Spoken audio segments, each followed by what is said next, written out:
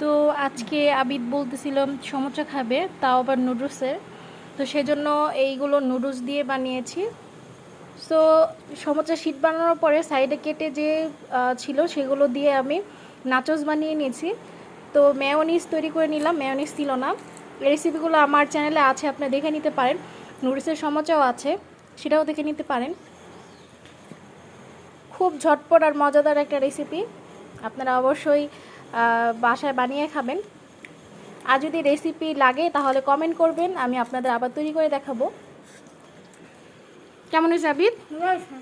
সত্যি? সমোসাটা খাও।